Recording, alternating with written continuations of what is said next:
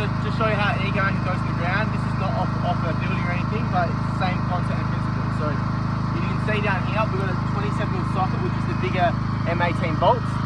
They've been put on with a spring washer and a flat washer. The bolts go up, the anchor actually faces down and out, right?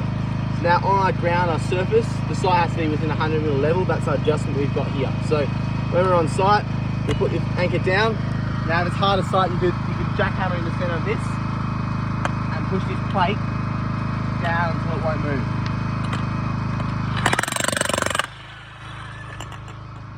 So that's what you do. Bang it up, sanding it. Oh, no, screw it up. So this is sand, so you don't need to do that. But so now when we're doing this anchoring, obviously you're going to do it for the first tent. So if you're doing your tent and you've got a soft sand site, obviously there's different methods of putting the tent up, but this way is just showing how an anchor goes in. So sometimes you have a column. This square one is for a deck or a bearer support or something like that, but a circle one for the corner columns over a wadi or a tent system. So now the way we'll do this now is we can put all the anchors in, but to stop from moving, we can actually do it in a slow pattern. So I'll show you how we started in. Pretty much with a start, pick and drive on your jackhammer. You need a 3/8 tech gun. And you need a 27mm socket, which is not this one. But it's already rattled off and already framed on anyway, so no need for it. So pins go in, obviously sharp end in. Now when you're starting it, you go slow.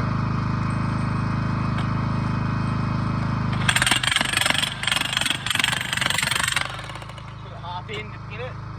Same on the opposite direction.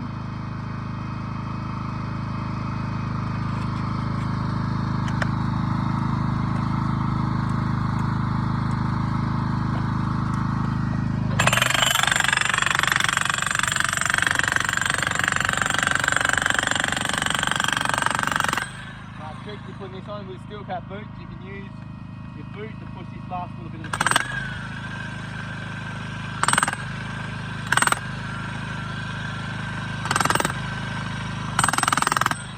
Like that.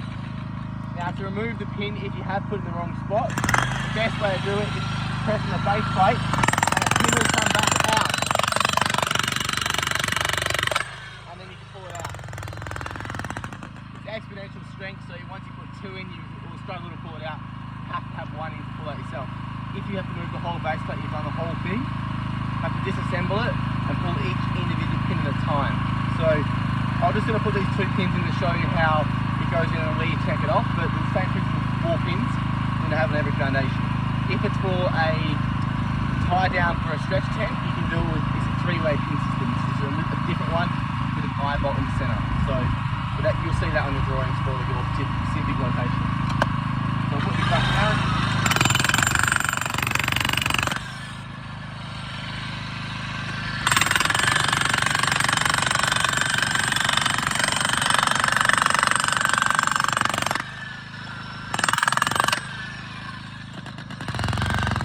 Now obviously keep checking, once you've got your first foundation, and keep checking for your next one that it's not moving with a structure so it fits in the right spot. You've only got a few mils to play with.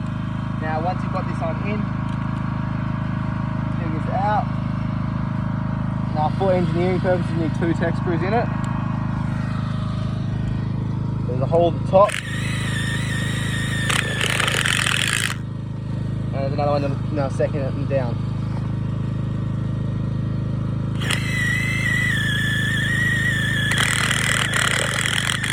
Now same concept for putting an extension leg in or just putting a stump in. Slide over the top and 4 techs in the center. Now this one's actually a joining one, but there's corner ones and there's different shapes. Refer to your drawing for which one you need to put into where. And then 4 techs in it. Now there's a trick to doing this as well. If you have a site you're going to have to move when it's in sight, tech on the side, because then you don't hit this thread in the middle. But if you tech on the side, it's not going to hit it. So that's just a kind of tip. If you're at the level adjustment, you don't need to move it, go straight through. So just like that. That's 1 tech screw.